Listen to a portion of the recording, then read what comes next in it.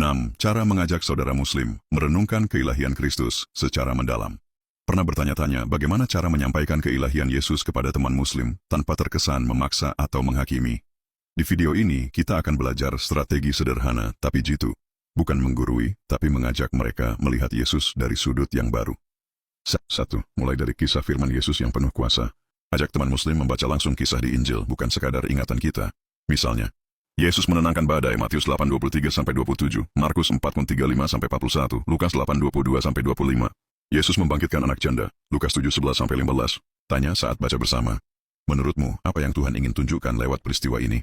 Ini membantu mereka menyadari bahwa Yesus tidak sekadar nabi, tapi punya kuasa mutlak atas alam dan kematian. 2. Tonjolkan bukti historis yang mendukung. Beritahu mereka, cerita ini dicatat dekat peristiwanya, disaksikan umum, bukan dibuat jauh setelahnya. Ini memperkuat keandalan kisah Yesus, bukan dongeng atau mitos terlambat. 3. Bahas dari perspektif Al-Quran dan hadis. Baca juga bagian Al-Quran yang menyebut Yesus lahir dari perawan, QS 19:17-20, 3:42-47. Setelah itu, tanyakan, mengapa Allah memilih kelahiran ajaib ini? Apa maknanya menurutmu? Ini membuka diskusi mendalam karena kelahiran perawan jarang terjadi. Tidak hanya unik, tapi menunjukkan sesuatu yang besar dan tidak biasa. 4. Bawa perbandingan alami, Adam dan Yesus. Di Al-Quran, Tuhan menyebut kelahiran Yesus seperti penciptaan Adam dari debu. Tapi kemudian ada kisah Yesus menciptakan burung dari tanah, QS 3 ayat 49. Tanya, kalau tokoh besar bisa menciptakan burung dari debu, mengapa kamu tidak merasa hal itu menunjuk kepada keilahian? Ini mendorong pemikiran bahwa tindakan ajaib itu mengarah pada identitas yang unik. 5. Ajukan pertanyaan reflektif yang membuka pikiran. Beberapa pertanyaan sederhana namun tajam bisa membantu mereka berpikir. Apa tujuannya Allah memilih kelahiran perawan? Mengapa bukan kelahiran biasa? Kalau hanya orang suci yang bisa menciptakan burung dari tanah, lalu siapa Yesus sebenarnya?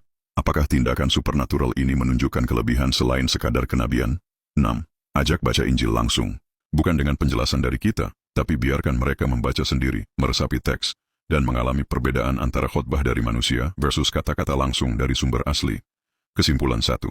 Tampilkan narasi Injil yang agung. 2. Sertakan testimoni historis. 3.